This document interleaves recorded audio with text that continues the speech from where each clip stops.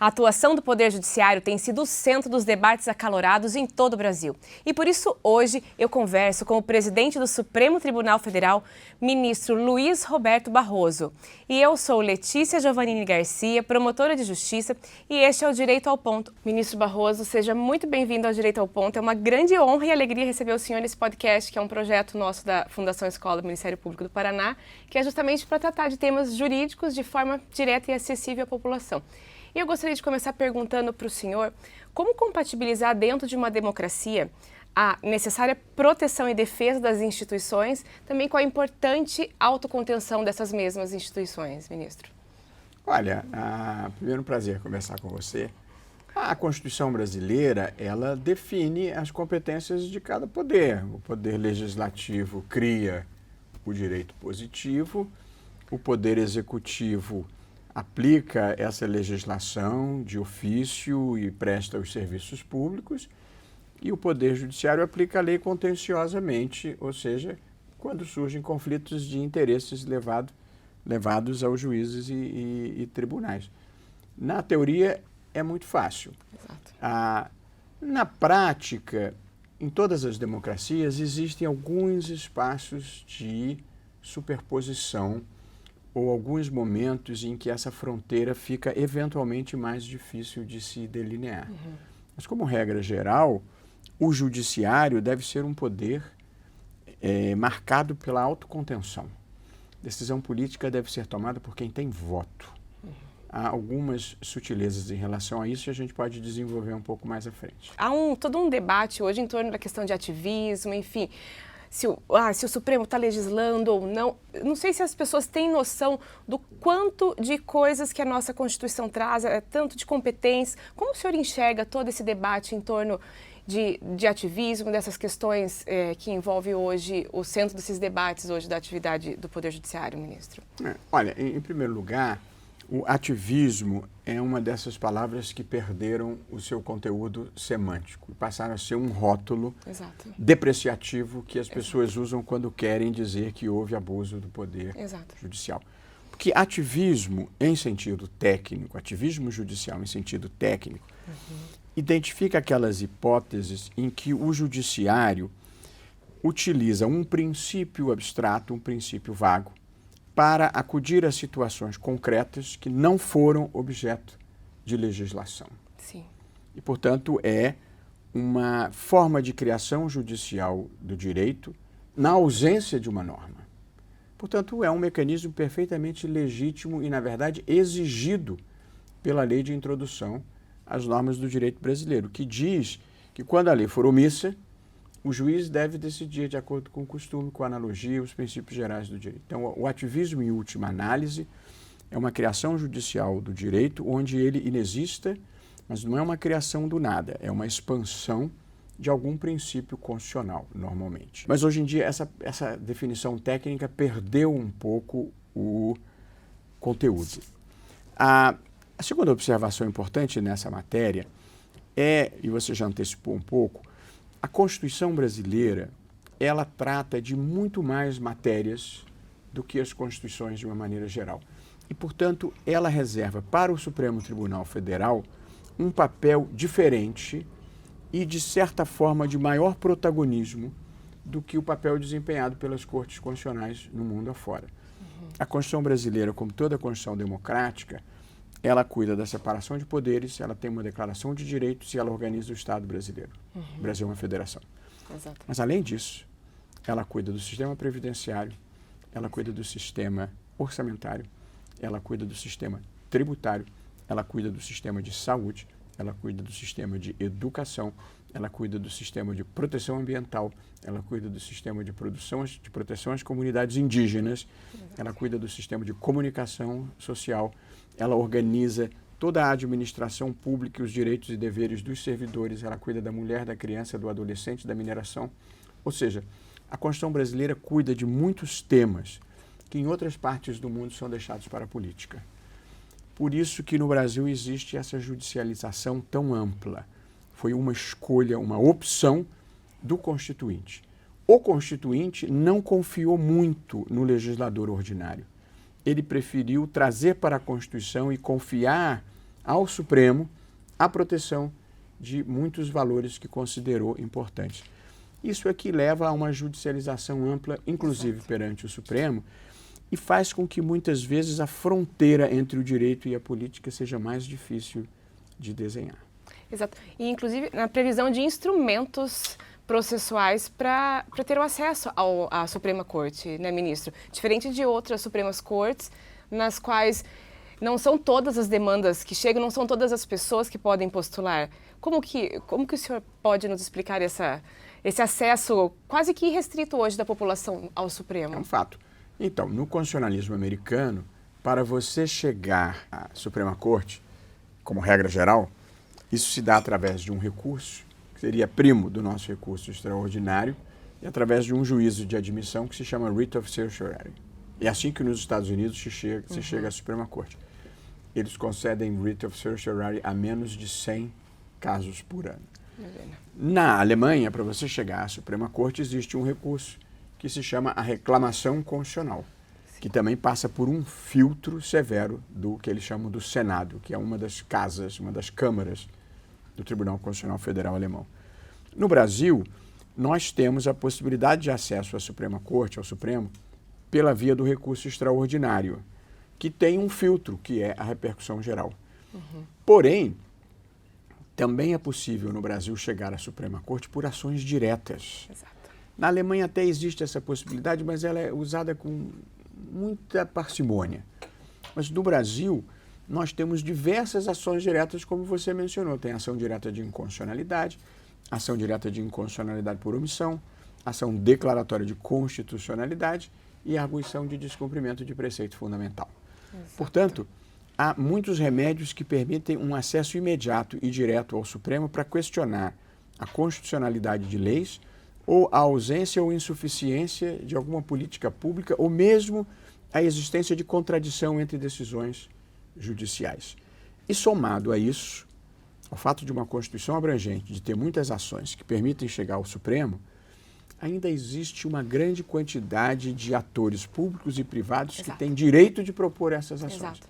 Então, o presidente da República pode, o procurador-geral da República pode, a mesa da Câmara pode, a mesa do Senado pode, todos os governadores podem, as mesas das assembleias legislativas podem, todos os partidos políticos com representação no Congresso podem, o Conselho Federal da OAB pode, todas as entidades de classe de âmbito nacional podem, todas as confederações sindicais. De modo que é preciso que o interesse seja muito, muito, muito irrelevante para não conseguir que pelo menos um desses atores leve até o Supremo Tribunal Federal. Portanto, nós decidimos, vou usar uma expressão que o meu querido amigo Luiz Edson Fachin gosta de usar, nós decidimos do clipe à turbina. Pois é. Ou, como eu mesmo gosto de dizer, de interrupção de gestação à queima da palha da cana, de pesquisa com células-tronco embrionárias à demarcação de terras indígenas. Tudo passa pelo Supremo e as questões mais divisivas, Letícia, da sociedade brasileira. Exato. De modo que a gente está sempre trazendo insatisfação para algum grupo. Sempre as partes, metade vai gostar e metade não vai gostar. No mínimo. No mínimo. Né? E, ministro, o último tema que está, digamos, em voga aqui, que é a questão da regulação dos usos de redes sociais, enfim. Eu gostaria que o senhor pudesse explicar para que as pessoas entendessem em que consistiu esse julgamento, enfim, porque talvez gere até uma má interpretação, uma má compreensão da população quando fala, o Supremo está legislando, mas enfim, já existe uma legislação que foi demandado o Supremo. O senhor pode explicar para a gente, por gentileza, essa questão toda? Bom, como eu falei logo no início, o legislador cria o direito positivo, o executivo aplica as normas e presta os serviços públicos e o judiciário decide os conflitos. Quando chega conflito perante o judiciário, a gente tem que decidir. A gente não tem alternativa de dizer não tem lei tratando disso, ou esse problema é muito complicado e eu não vou resolver, ou então vai trazer antipatia à parte da sociedade. De modo que o Supremo atuou nesse caso porque chegaram 2 casos ao Supremo. Nesses 2 casos se questionava a constitucionalidade ou não de dispositivos do Marco Civil da Internet, que é uma lei de 2014. De modo que, para decidir a questão, o Supremo tinha que se pronunciar sobre a constitucionalidade ou não dessas leis. Essa é a explicação simples e clara de por que o Supremo se meteu nisso. Uma vez o Supremo estando envolvido nessa questão, nós adotamos um critério procedimental muito cuidadoso.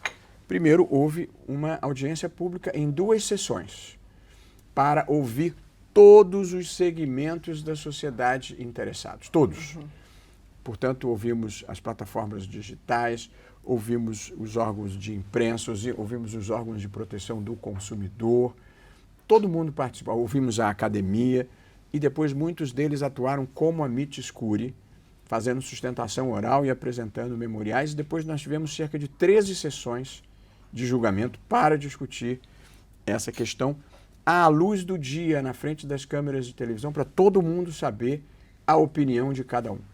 Depois que todo mundo tinha votado, praticamente todo mundo tinha votado, eu então fiz uma reunião para fazer um pouco o que o John Rawls chamava de consenso sobreposto. Vamos ver o que todo mundo concorda. É isso. Separei o que todo mundo concordava, e depois separei as divergências para ver onde nós poderíamos ajustar os entendimentos e onde a maioria ia deliberar. E nós conseguimos uma coisa extraordinária, que eu acho que foi produzir aquela que é possivelmente a melhor regulação de rede social que há no mundo. Porque você tinha 3 grandes modelos de regulação de rede social, ou de tratamento das redes sociais. O modelo americano, dos Estados Unidos, lá chamada seção 230, em que se prevê imunidade total para as plataformas. Portanto, elas não têm nenhuma responsabilidade por conteúdo de terceiro. 0. A matéria chegou na Suprema Corte, a Suprema Corte deu uma saída, digamos, lateral e jogou essa decisão para frente, para esperar uma outra questão. Há o modelo europeu do DSA, que prevê como regra geral a notificação privada. Portanto, se alguém se sentir lesado por um conteúdo postado na rede social, pode fazer a notificação privada para a remoção. Se a plataforma não remover e o judiciário entender que deveria ter removido, tem que pagar uma indenização. Esse é o modelo europeu. O modelo brasileiro antigo, puro, era um modelo em que a regra geral é só se retira conteúdo de terceiros e só há responsabilidade da plataforma se após uma ordem judicial ela não remover o conteúdo. Independente de qual seja o conteúdo. Independente de mesmo qual que seja haja o conteúdo. crime ali. Mesmo que houvesse crime. Salvo uma única exceção, que era o chamado revenge porn. Se alguém postasse cenas de sexo ou de nudez com alguma pessoa sem autorização, aí bastaria uma notificação privada. Era a única exceção. Esse era o regime brasileiro. Ordem judicial com essa exceção por notificação privada. O que nós decidimos? Em primeiro lugar, um pouco superando uma tendência inicial do julgamento, um pouco com empenho meu, nós não declaramos a inconstitucionalidade total do artigo 19. Certo. Foi apenas o que se chama de inconstitucionalidade parcial. Ele é insuficiente. Ele não é inconstitucional em si, mas ele é insuficiente.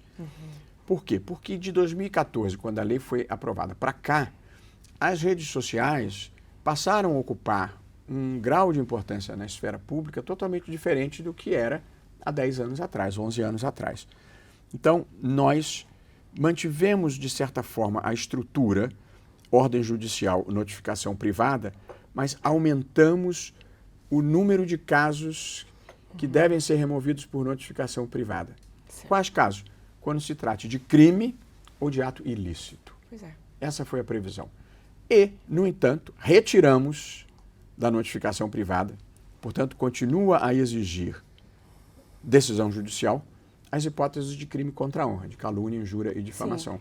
Injúria e difamação. Porque nós temíamos que se nós transferíssemos esse poder para as plataformas, elas podiam exercer esse poder arbitrariamente, poderiam exercer esse poder seletivamente, e, portanto, nós entendemos que era melhor deixar para o judiciário a remoção nesses casos. Certo. E criamos uma nova hipótese, que não havia na lei, que nós chamamos de dever de cuidado, que são matérias, são conteúdos que sequer devem chegar ao espaço público, que o algoritmo deve impedir, deve ser programado para impedir. Quais são esses casos? Pornografia infantil. Eu acho que ninguém, não importa se você é conservador, liberal ou progressista, não tem como concordar com... pode ter pornografia infantil. Exato. Terrorismo, não importa se você é conservador, Exato. liberal ou progressista, não pode ter terrorismo. Pode, exato. Feminicídio e violência sexual. Também Exato. acho que ninguém há de divergir disso. Exato. Instigação ou auxílio ao suicídio ou automutilação e atentados à democracia. Houve até um editorial criticando porque esse é um conceito aberto. Não é. Atentado à democracia, hoje, há um título no Código Penal que define os crimes contra o Estado de Direito Democrático, e a decisão faz expressa remissão. Tanto atentado à democracia, que consista em golpe de Estado, Sim. ou pregação em golpe de Estado, ou abolição violenta do Estado de Direito, ou violência política. Tudo que é regulamentado pelo legislador já. Tudo com legislação. Então, nós fizemos uma regulação bem equilibrada, bem moderada, que não interfere com a liberdade de expressão, a menos que alguém ache que terrorismo é liberdade de expressão, a menos que alguém ache que pornografia infantil é liberdade de expressão, ou que induzir jovens a se automutilarem é liberdade de expressão. Aí, eu tenho um conceito, o tribunal tem um conceito de liberdade de expressão diferente dessas pessoas que, a meu ver, têm um conceito totalmente pervertido.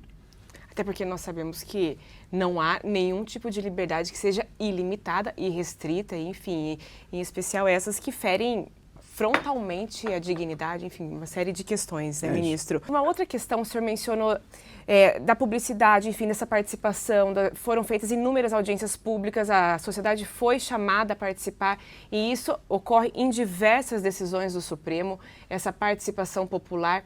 E isso é uma questão, é um ponto muito diferente no cenário mundial, porque, de forma geral, as Supremas Cortes, elas não participam a população das suas decisões, inclusive não são nem transmitidas as decisões, elas não são públicas. O senhor pode explicar isso para que as pessoas entendam essa... Esse é um ponto interessante. Parte das críticas que a gente recebe, que vão da remuneração à qualidade das decisões, decorrem da transparência do judiciário no Brasil. Tudo que é informação, eu tenho uma agenda pública, todo mundo sabe que eu estou aqui. Eu vou a Chapuri, todo mundo sabe que eu fui a Chapuri. Eu vou ao Humaitá, no interior da Amazônia, todo mundo sabe que eu vou ao Humaitá. Eu vou a um congresso em Roma, sai em todos os jornais. Exato. Quando eu vou a Chapuri, não sai em lugar nenhum. Não, ninguém quer saber tudo. Esse é um problema. Portanto, há uma publicidade muito grande, há uma transparência muito grande do judiciário brasileiro de uma maneira geral, o que eu acho extremamente positivo. As Supremas Cortes do mundo, de uma maneira geral, decidem, nos Estados Unidos eles chamam in conference.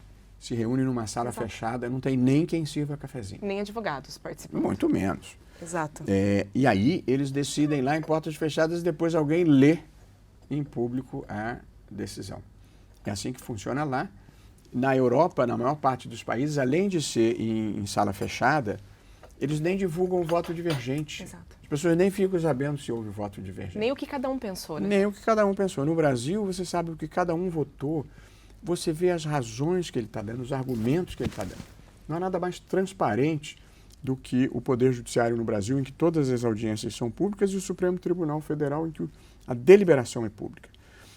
Mais recentemente, em alguns poucos casos mais importantes, nós temos adotado, um pouco por iniciativa minha, uma solução de produzir teses consensuais. Então, há a sessão pública em que cada um vota. Todo mundo fica sabendo o que cada ministro pensa. Mas, nos últimos tempos, nós instituímos a regra de que toda decisão em ações constitucionais deve terminar com uma tese. Porque como essas decisões são vinculantes para os juízes e tribunais, é preciso ter claro o que é a parte vinculante, o que em inglês se chama o holding da decisão ou a ratio decidendi da decisão. Então, em alguns casos relevantes, a gente se reúne para construir em conjunto e por consenso as teses, inclusive com a participação de quem votou vencido. Sim. Mas para ter certeza de que a tese reflete o sentimento majoritário. Isso, em alguns casos, como foi no da plataforma digital, como foi no da letalidade policial no Rio de Janeiro, a gente faz numa reunião, só os ministros, a gente deixa servir cafezinho e chá, e ali a gente define as teses que são consensuais ou que têm a posição majoritária. Mas todo mundo já viu a posição de cada um e pode saber o que se concedeu, quem cedeu, onde, para construir a solução consensual. Não tem nada de oculto. Mas aqui nós somos mal acostumados, no bom sentido, de ter tudo com uma tal transparência que as pessoas acham que uma conversa entre juízes numa sala reunidos é falta de transparência. Na maior parte dos tribunais do mundo, ou não tem sustentação oral, nem sustentação oral, Exato. ou só tem sustentação oral casuisticamente selecionado pelo tribunal. O tribunal escolhe os casos que vai ter sustentação oral. Ou seja, tudo no Brasil é mais transparente, mais liberal, mais aberto. Mesmo assim, as pessoas se queixam, porque eu acho, felizmente, que a gente estabeleceu um patamar de exigência muito alto. Pois é. E isso acaba trazendo mais rosto para os nossos gostos e para as nossas colocações na sociedade, né, ministro? Porque, a depender da posição que eu ocupo na sociedade, eu vou decidir, de acordo com os meus interesses, gostar mais ou menos de um determinado ministro. E isso é uma questão que acaba gerando, o que o senhor falou, é um mau costume, mas a transparência ela acaba também tendo esse outro lado. E eu lembrei até do John Rawls, quando ele fala do véu de ignorância, que talvez as pessoas, não sabendo a posição que elas ocupem na sociedade, elas enxergariam de forma distinta as decisões coletivas. E, ministro, eu gostaria de perguntar para o senhor, qual foi em toda a carreira, eu sei que o senhor tem uma carreira vasta aí, professor, advogado, enfim, e agora na magistratura, qual foi o caso mais emblemático, assim, que o senhor lembra e vai carregar na memória desse período, enfim, do senhor, toda a história, a trajetória do senhor? Olha, é difícil.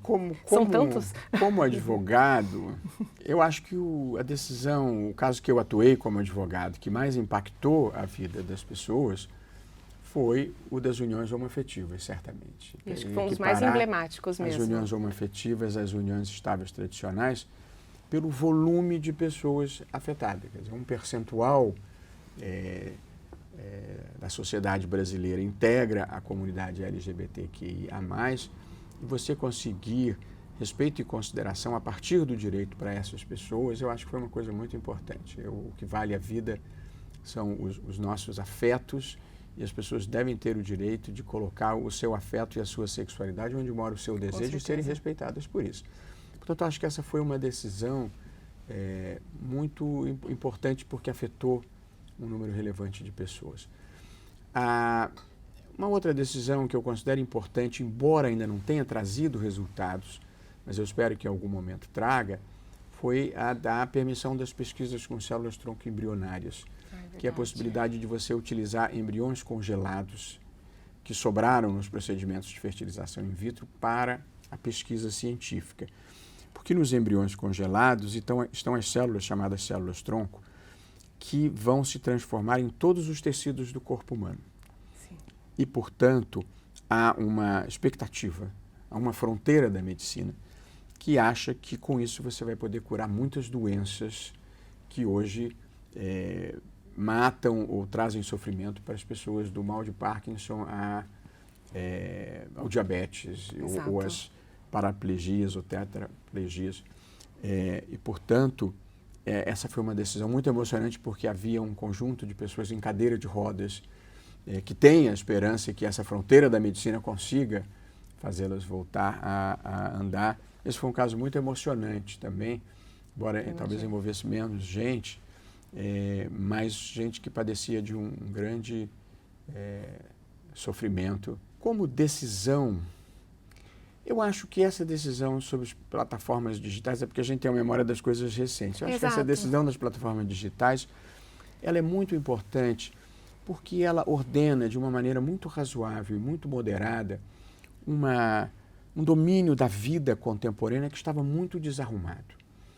E a liberdade de expressão é muito importante para o mundo, porque ela permite a busca da verdade possível numa sociedade democrática, as pessoas poderem manifestar a sua opinião.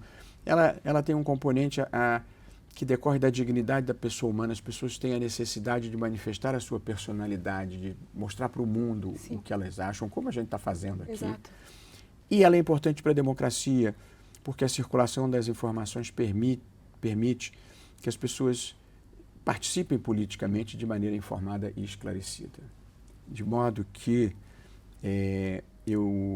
eu acho que é impossível exagerar a importância da liberdade de expressão.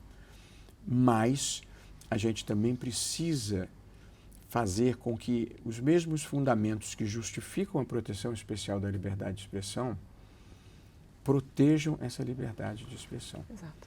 Contra a mentira deliberada, contra o assassinato cruel e mentiroso de reputações, contra as desinformações que comprometem a participação democrática.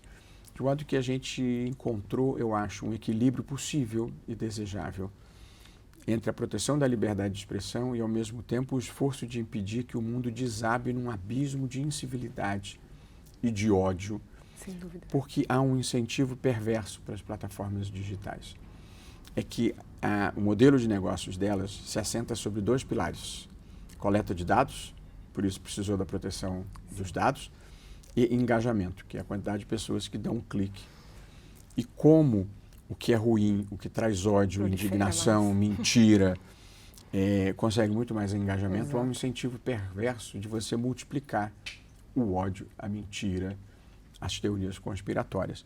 E por isso que é preciso ter algum tipo de regulação para compensar esse incentivo perverso. Acho que a gente produziu um equilíbrio que muito possivelmente vai ser copiado pelo mundo afora. Embora algumas coisas também, brasileiras, especialmente boas, não sejam copiadas no mundo afora. Do Pix à urna eletrônica. É verdade, é verdade. E a velocidade dessas informações falsas, mentirosas, elas são infinitamente maiores do que a verdade, enfim.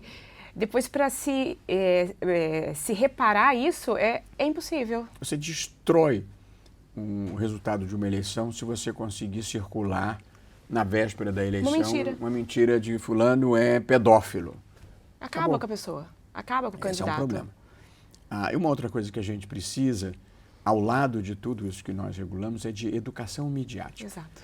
As pessoas serem educadas a não repassar aquilo cuja autenticidade ou veracidade não sabem. Exato. Que boa parte da circulação de desinformação é feita inocentemente e ingenuamente pela tia Nininha que recebe aquilo, acha divertido e passa adiante.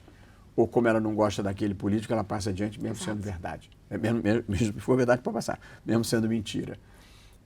Então, as pessoas serem ensinadas como há muito tempo atrás, sei lá, 50 anos atrás, na minha primeira juventude, estou na terceira e a vida continua boa, você andava na rua e havia placas, Letícia, que diziam: não jogue lixo na rua. Quando a sociedade virou uma sociedade de consumo, uma sociedade de consumo de massas, sim, que o sujeito comprava o sorvete na carrocinha, na esquina, ele tinha que ser ensinado a não jogar o papel no chão, a limpar o dejeto do cachorro. Essa ainda não pegou completamente. Portanto, você tem que educar as pessoas a fazerem a coisa certa, que às vezes fazem errado não por maldade, mas por ignorância. Ou então a não jogar lixo na estrada. O sujeito tomava Coca-Cola e jogava a garrafa pela janela. Então, vai ter que fazer a mesma coisa com a rede social, ensinar as pessoas a não circularem notícias falsas. E a grande questão também, ministra, é que uma grande parcela da população brasileira também não tem nem mesmo essa letracia digital, não tem acesso muitas vezes à internet, não sabe lidar com esses mecanismos e acaba repassando. Enfim, como o senhor vê uma forma de provocar ou de gerar essa educação digital, ministro? Usando a própria rede social, os meios de comunicação e os formadores de opinião, tanto quanto possível, divulgarem isso. Nas eleições de 2020, que eu presidi, nós contratamos uma campanha com um importante youtuber, um importante influencer, sim, para explicar isso para as pessoas e acho que produziu algum impacto. Mas essas coisas são permanentes, esse tipo de campanha, até que as pessoas introjetem essa nova realidade de um mundo em que as redes sociais têm, infelizmente, mais poder do que os próprios meios de comunicação tradicionais. O senhor acha que a gente está sofrendo uma carência de civilidade, ministro? Eu acho que as redes sociais deram espaço para a manifestação sem filtro. Sim. E o que nós falamos, o ódio, a mentira radical, como ela traz mais engajamento, houve um certo incentivo a isso. Portanto, sim, deu voz, democratizou o conhecimento, democratizou o acesso à informação, democratizou o acesso ao espaço público. Essa é a face boa da internet e das plataformas digitais. A parte negativa é que abriram-se as avenidas para todo tipo de manifestação. Eu não vou endossar, mas eu ouvi hoje o temor de que o mundo seja dominado pelos ignorantes porque eles são maioria. Não estou endossando, não. Estou só mencionando. Só ouvi. E, ministro, acho que uma das grandes marcas do senhor é a preocupação com a democracia e com a representatividade de grupos. Eu gostaria que o senhor contasse um pouco para as pessoas, a gente já está finalizando, mas eu gostaria que o senhor contasse um pouco do trabalho do senhor no CNJ, a questão dos candidatos afrodescendentes, como que tem sido esse trabalho? Que eu acho muito importante que as pessoas saibam disso. Olha, eu acho que o grande papel do judiciário, que não é um poder eletivo, é não ser pautado por uma lógica majoritária. Exato. A lógica majoritária é representada pelo executivo e pelo legislativo, que já tem muito poder. Mas, numa sociedade, existem minorias e existem grupos vulneráveis. Grupos que são maiorias, mas são minorizados, como as mulheres, por exemplo. Sim. E, portanto, o papel do judiciário é ajudar a avançar a agenda desses grupos minorizados ou vulneráveis, a começar pelas mulheres. Os primeiros direitos das mulheres não casadas, sobretudo, até a Constituição de 88, havia um grande preconceito, na verdade era uma discriminação do direito em relação à mulher não casada, a mulher que tinha um relacionamento conjugal com um homem que não fosse casada. Primeiro, ela não tinha direito nenhum. Aliás, numa visão mais antiga e atrasada, era vista quase como uma prostituta. Até o nome, concubina. Concubina. Extremamente pejorativo. Depois, aí se passou a fazer um pouco uma distinção entre companheira e concubina, entre amante e a pessoa que vive conjugalmente com alguém. Mas ela não tinha direitos. Aí o judiciário começou a reconhecer o direito de ela ser inscrita na Previdência Social como dependente, foi decisão judicial. Depois, decisões que passaram a reconhecer o direito a uma indenização à mulher quando ela se separasse pelo tempo em que havia permanecido. Sim. Mas não era regulado o direito de herança, por exemplo, até que veio a Constituição de 88 e deu equiparação à união estável, também forma família legítima. Aí aconteceu uma coisa curiosa, e aí eu fui o relator, eu considero essa uma decisão importante que eu tomei, e foi majoritária.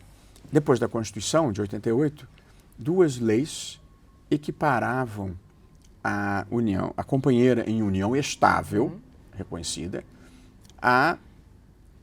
ao cônjuge, à esposa. Sim. Aí veio o Código Civil.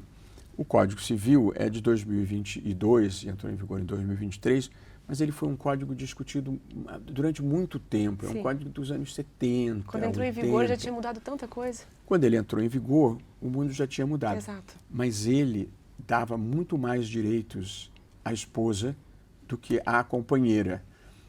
Ou seja, era um retrocesso à equiparação que tinha sido feita pela lei depois da Constituição de 88. E aí eu mesmo fui o relator e votei pela inconstitucionalidade desse dispositivo do Código Civil pela vedação do retrocesso. Claro. Estava desequiparando o que já havia sido apropriadamente equiparado. Então, o direito das mulheres, que são não uma minoria, mas um grupo até certo ponto vulnerável, depende do Poder Judiciário. Com certeza. Portanto, houve avanços e depois, por interpretação, na Lei de Violência Sexual se conseguiram avanços, na interpretação da Lei Maria da Penha se conseguiram avanços, e no Conselho Nacional de Justiça houve uma resolução aprovada no último dia da ministra Rosa Weber, já com o meu apoio, dando paridade para homens e mulheres na promoção ao 2º grau de jurisdição. O que significa que, se um homem tiver sido promovido por merecimento numa lista anterior, a lista subsequente deve ser só feminina. Você tem que necessariamente promover uma mulher até chegar a 40%. Sim. Porque as mulheres são 40% do 1º grau de jurisdição e apenas 20% do 2º grau. Porque no 1º grau você entra por concurso, por mérito. No 2º grau já depende de política, de relacionamentos, de subjetividade. Ou seja, há labirintos do poder. E as mulheres saem perdendo porque as mulheres não vão ao futebol, as mulheres não jogam bola, as mulheres não têm um clube de charuto, as mulheres não vão para a sauna. E, portanto, e tem outras circunstâncias de mais responsabilidade na família. Eu orientei uma tese de doutorado recentemente, e as mulheres trabalham 2,8 horas por dia mais do que os homens, sim, pela divisão social do trabalho não remunerado, sim, que é o trabalho de cuidar da casa, de cuidar da família, enfim, você provavelmente saberá disso melhor do que eu. Então, essas desequiparações na vida fazem com que o direito tenha e a jurisprudência tenha que impulsionar favoravelmente esses grupos. A mesma coisa aconteceu com relação à população LGBTQIA+, da decisão de uniões homoafetivas, e o Supremo decidiu também que as pessoas podem mudar o nome social para corresponder à sua percepção de gênero.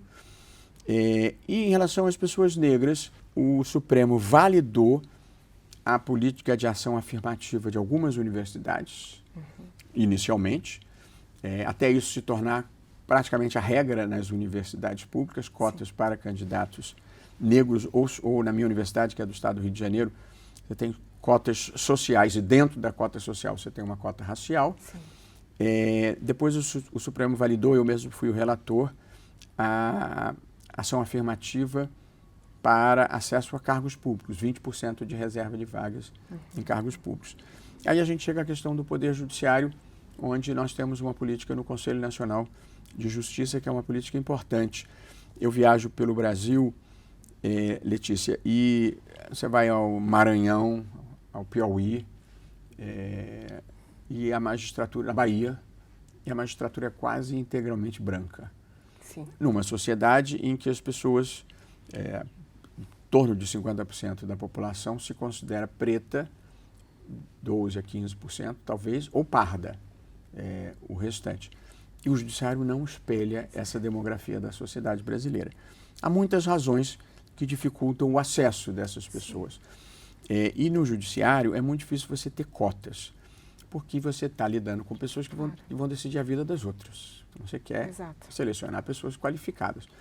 Então, nós adotamos no Conselho Nacional de Justiça as seguintes políticas públicas. A primeira, e muito importante, instituímos um exame nacional de magistratura. Os tribunais estaduais, federais, trabalhistas continuam a fazer os seus concursos, mas para se inscrever no concurso tem que passar primeiro no exame nacional, que a gente faz lá em Brasília, totalmente desidentificado. É um Enem do concurso. É uma espécie de Enem para habilitar alguém a fazer o concurso público. Sim. Com isso, a gente vai criar um padrão nacional para a magistratura e vamos eliminar os rumores de coisas erradas que aqui e ali você ouvia sobre alguns concursos. E aí nós pegamos os 100 primeiros colocados desse primeiro ENAM e demos para cada um deles uma bolsa de R$3.000. Dinheiro que nós fomos buscar na iniciativa privada.